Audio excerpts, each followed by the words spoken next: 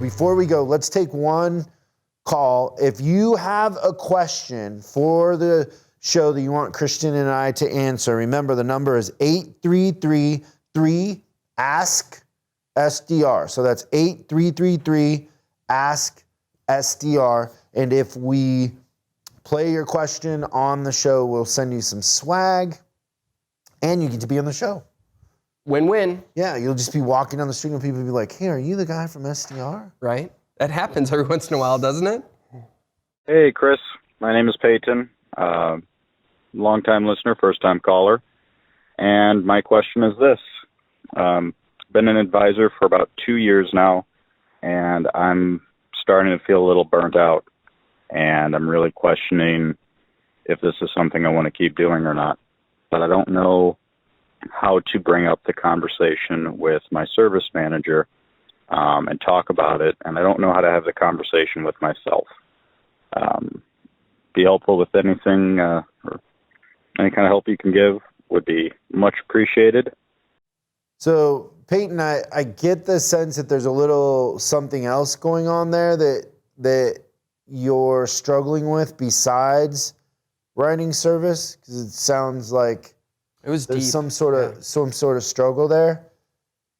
And so let's talk about the advisor part, and then hopefully that will bleed over to the other part that you're struggling with. But I want to send you a book, The Millionaire Service Advisor, and I want you to just read the first couple chapters. But in there, the thing that I found as a service advisor is that after about 3 years, so you're almost there, you're 2 years in, but after about 3 years, if you try every day to connect with one customer, and I say one, but really, if you're good at this, you'll connect with 5.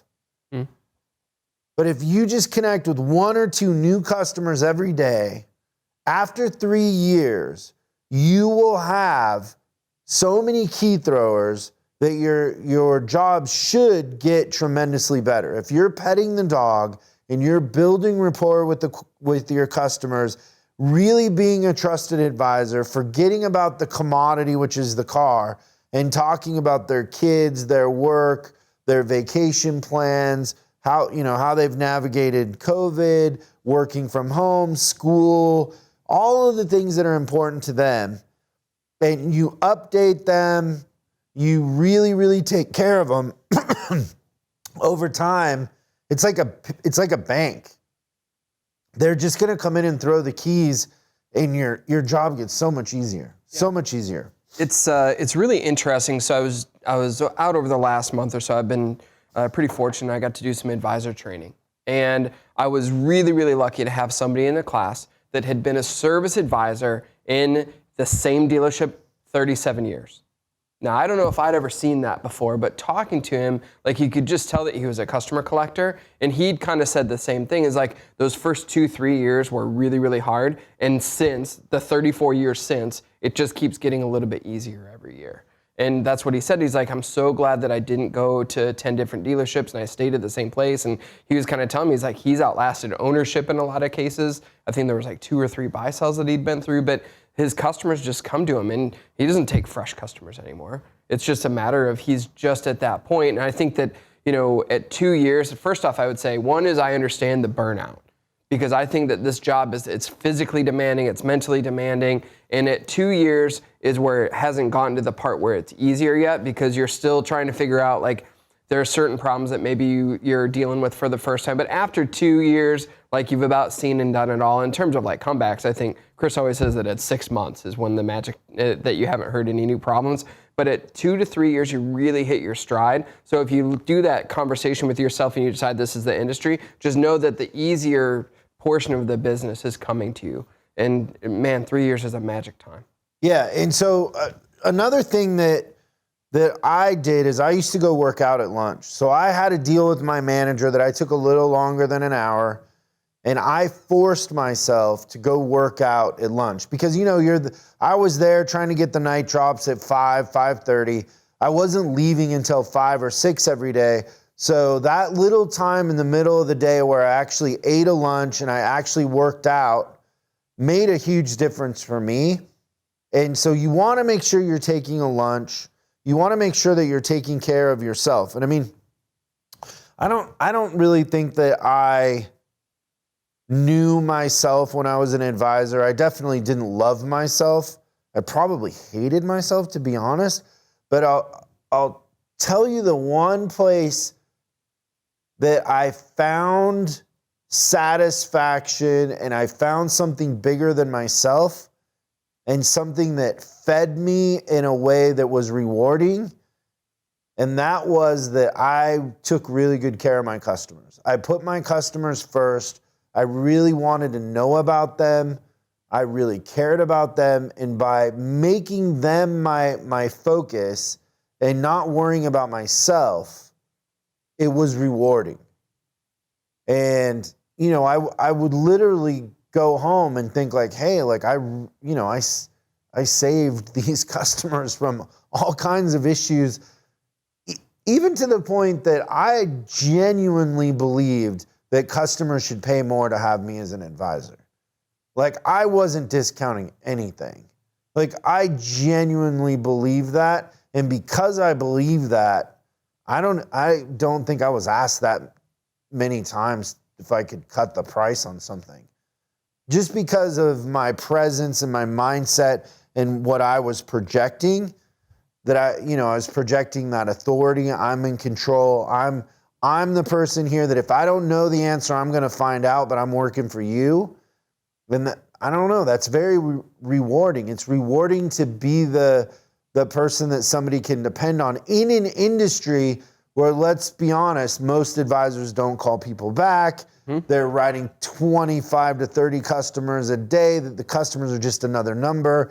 They walk out. Well, the customer probably comes into them and they're like, did you have an appointment? What's wrong with your car or truck? There's very little banter or human connection. I wanted to be different in that scenario. I wanted to be a pattern interrupt. And that was very rewarding to me. Putting the customers before myself helped me get through that period when I didn't really know myself, if that makes sense, because I was young. Oh, yeah. Wow. Yeah, that's pretty insightful. So pet the dog, and understand that you're at the point where, two things. One is you should be creating key throwers. Now, if you're 2 years in and you haven't been petting the dog and creating key throwers, you need to start that tomorrow. And then the second part, and to Christian's point, like take care of yourself. Take a lunch. Yeah, as coaches, as we go into the stores, we don't even need to ask at 3 o'clock who's taking a lunch because you can physically see it on the people, right? The advisors that haven't taken a break, they look beat down. I know probably 90% of the people listening to this are going to think I'm crazy, but I'm just going to also tell you the truth is if I could go back and talk to my 19-year-old know-it-all advisor self or whatever, I would tell myself to go do transcendental meditation right away. Wow. Because I ate bad, I drank too much, I would have started transcendental meditation way back then. So I don't know. Look up videos, on YouTube on Howard Stern, transcendental meditation, or Oprah, and look into that too, because that might be something that'll help you. I know it definitely helped me. But pet the dog. We're going to send you the book, and then if you read those first 2 chapters, let us know your thoughts on that. But I think you would also tell your 19-year-old self to invest in Google. Jeez. Yeah, Google. It's going to be a list. Yeah. You'd have a long conversation with you.